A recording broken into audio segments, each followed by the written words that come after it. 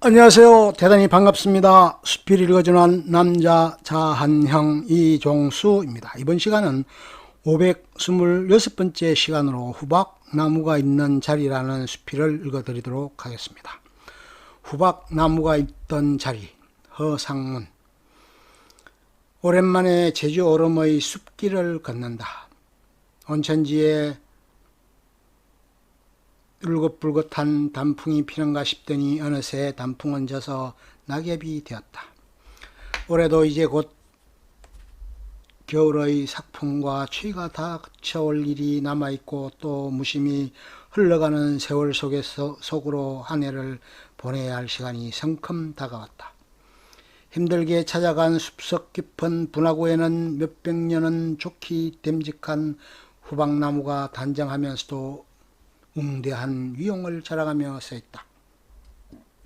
후박나무는 그 이름대로 후덕한 품새로 산과 하늘을 머리에 이고 그 아래에서 감탄사를 연발하는 사람들을 푸르게 만든다. 나무는 저 자리에서 얼마나 수많은 인고의 세월을 견뎌왔기에 저리도 당당하고 의연한 모습을 하고 있을까? 한 톨의 작은 씨앗이 대지에 몸을 기대어 뿌리를 내리고 저렇게 가지무성한 잎새들을 내밀기까지 얼마나 긴 풍상을 참아왔을까. 나무와 그가 선 자리와 세월에 절로 머리가 숙여진다. 지난 여름 모든 것을 녹여버릴 듯 했던 폭염도 나무 그늘은 시원하게 식혀주었을 것이다. 그뿐인가 지나가는 바람과 새들에게도 자신의 자리를 내어주고 노래를 들려주었을 나무의 덕을 바라본다. 그저 몸만 자연 속에 자리하고 있는 것이 아니라 누군가를 위해서 자신의 몸까지도 기꺼이 내어주는 헌신의 깨우침에 나무는 일러준다.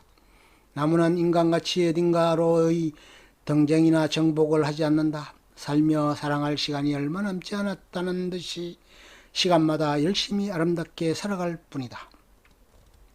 나무는 인간에게 서늘한 그늘과 푸른 마음을 주지만 인간은 무엇을 하는가? 사람들은 봄에는 산나물을 뜯기 위해서, 가을에는 밤과 도토리 같은 열매를 얻기 위해서 숲에서 한바탕 전쟁을 치른다. 그냥 재미삼아 한둘 줍는 것이 아니라 나무를 차고 흔들어 송두리째 쓸어가야 직성이 풀린다. 낙엽 사이로 부끄러운 듯 귀엽게 얼굴을 내밀고 있던 도토리를 언제부터인가 보기 힘들다. 숲속 어딘가에서 다람쥐들이 벌써 겨울 채비를 하는 듯 분주히 움직인다. 사람들이 밤과 도토리를 독차지하기 전에 그들도 겨우살이를 준비하고 있다. 인간의 탐욕에 맞서겠다는 듯 다람쥐들이 경쟁도 만만치 않다. 다람쥐는 자신이 먹을 양의 몇 배 되는 도토리와 밤을 모아서 여기저기 땅속에 숨겨둔다. 그리고는 어디에 숨겨두었는지를 잊어버린다고 한다. 혹이 이것이 인간으로부터 배운 탐욕이라는 잘못된 가르침 탓이나 아닌지. 그나마 땅속에 묻어둔 다람쥐의 욕심은 거름이 되거나 나중에 다시 태어나 싹시 될 것이기에 크게 탓할 바가 못 된다. 그러나 인간의 욕심은 차원이 다르다. 인간의 욕심에는 나머지라는 것이 없다. 있다고 하더라도 자신의 못 먹을지언정 끝까지 가슴에 부둥켜 안고 있으려 한다. 동물의 왕국에서 호랑이와 사자는 닥치는 대로 짐승들을 잡아먹는 먹성을 지니고 있지만 인간의 먹성도 이에 못지않다는 생각이 든다. 짐승들은 자신이 먹을 양을 어느 정도 채우면 건강을 위해 절제도 한다지만 인간은 과잉의 영양분이 몸에 축적되어 건강에 이상이 생겨도 중단하는 법이 없다. 그래서인지 요즘 언론 매체에서는 온통 먹는 방송뿐이다. 대체 얼마나 먹어야 직성이 풀리는 것일까? 먹는 즐거움을 억제치 못하는 것은 물론 자동차와 집과 돈에 대한 욕망도 절제치 못한다. 선조들은 보릿고개를 감수하면서도 감이나 대추를 따면서 까치밥은 꼭 남겨두었다. 또한 기르는 소나 말을 단순히 재산이나 일을 시키는 대상으로서만이 아니라 동료로 여겼다. 어린 시절 외가에 갔을 때 할아버지는 농가 밭에서 힘들게 일하고 돌아오시면 아무리 다리가 아파도 일부러 소달구지에 몸을 씻지 않고 걸어오시던 모습이 기억난다. 비록 말 못하는 짐승들이지만 내 몸처럼 아끼고 사랑하던 마음을 간직하고 있었다. 이런 소중한 마음들이 이제는 모두 사라져버렸다. 다시 활짝 피어날 수도 없고 날 수도 없이 한 생을 마쳐버린 마른 낙엽 위를 사각사각 소리내며 걷는다. 이 낙엽이 모두 돈이 되거나 황금으로 변해버린다면 사람들은 돈으로 변한 낙엽을 쓸어 모으기 위해서 또 다시 엄청난 전쟁을 치를 것이 아닐까. 사람들은 자나깨나 돈 타령이다. 돈 때문에 광분해 있다 해도 지나치지 않다. 돈이 있으면 안 되는 일이 없는 세상이다. 돈 때문에 사람을 죽이고 사랑도 명예도 권력도 모두 돈으로 얻을 수 있다. 돈의 중요성이 뼛속까지 스며들게 된 이런 현상이 결코 우연이라고만 할 수 없다. 도심의 내거리에 서서 분주히 발걸음을 재촉하는 사람들을 물끄러미 쳐다보고 있으면 저들이 모두 돈 때문에 저렇게 움직이고 있는 것이 아닌가 하는 생각마저 든다. 아무리 자본주의 사회의 물화된 세상이라 하지만 사람들은 돈을 생명으로 여긴다. 낙엽이 이렇게 낙엽으로 남아있는 것은 그나마 얼마나 큰 다행인가. 그래야만 우리는 내년에도 그 후에도 후손들이 숲길을 걸으면서 생명과 가을의 소중함을 만끽할 수 있을 것이다. 살아있는 모든 것은 산채로 제자리에서 자기 역할을 하고 살아가야 한다. 인간이 만들어가는 억압과 폭력의 비생명성과 비인간화는 자연에서마저도 예외가 없다.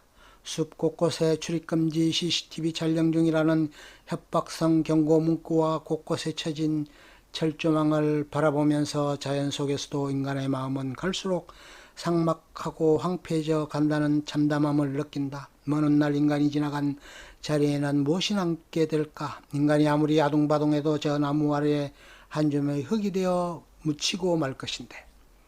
가을이면 무서운 절망감이 다가온다. 모든 것이 시들기 때문이다. 모든 잎사귀가 땅으로 떨어진다. 인간으로 늙어서 병들고 시들어 죽는다. 식물은 완전히 죽은 것처럼 보이지만 썩은 나뭇가지에서 봄이면 새로운 생명이 돋아나고 싱싱한 초록이 되어 나타난다. 나무와 잎이 썩는 것은 다시 태어나기 위해 잠시 정지하는 것이지만 인간은 썩어 완전히 소멸하고 만다. 인간에게는 한 번 지나가면 봄이 없지만 식물들은 지나간 시간을 이기고 새로이 태어나 젊어진다. 다시 태어나고 젊어지는 식물이 얼마나 너무나 부럽다. 그래서인지 식물들은 시들어도 울지 않는다. 머지않아 봄이 오면 그들은 젊어진다. 식물은 죽어도 다시 시작할 수 있지만 인간은 그럴 수 없는 슬픈 운명을 지니고 있다. 신비로운 부활이 인간에게는 왜 없는 것인가? 그래서 인간이 저렇게 탐욕하고 집착하면서 살아가는 것인지 모르겠다. 식물은 옛날의 모습 혹은 앞으로 되어가야 할 모습을 꿈꿀 수 있다. 식물은 우리가 가장 소원하는 영혼을 꿈꾸면서 살아간다. 그렇지만 인간은 이성과 이상으로 최고의 삶을 꿈꾸지만 종국에는 허무한 죽음에 이르게 된다. 이 세상에 죽음만큼 확실한 것은 없다. 사람들은 먹고 사는 것은 열심히 준비하면서도 죽음은 준비하지 않는다. 기술과 자본의 질서는 땅의 질서와 대립한다. 나무와 도토리는 자연과 땅의 질서가 만든 산물이다. 자연은 분별과 차이를 모른다. 서로 다툴 일이 없으므로 만물은 저마다 제자리에서 욕심 없이 시비 없이 서 있게 된다. 인간과 나무, 도토리와 다람쥐가 모두 제자리에서 욕심내지 않고 자신의 역할을 하면서 살아갈 때 이 세상은 더 아름답고 평화로운 생명의 공간이 될 수 있지 않을까. 늦어진 가을 숲은 금세 바람이 차고 숨어있던 낮달도 사라지고 없다. 더는 산속에 머물러 있을 수 없다. 이제 서둘러 산을 내려가 나의 자리로 돌아가야 한다. 그래야 후박나무 곁에는 또 다른 손님이 찾아올 것이다. 끝. 좋으면 좋아요, 구독, 알림 설정 눌러주세요. 감사합니다.